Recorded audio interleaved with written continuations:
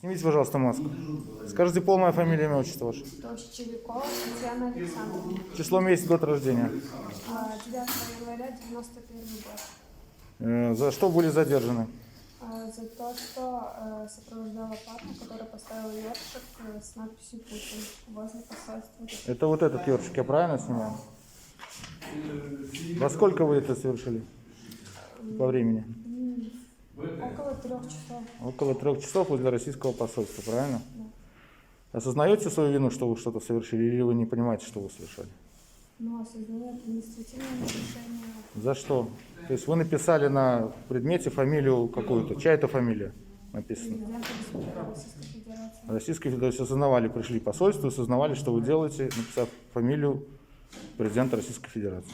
Ну, тот момент не осознавала, сейчас осознаю. Вину свою признаете? Да. Все, я понял. Спасибо.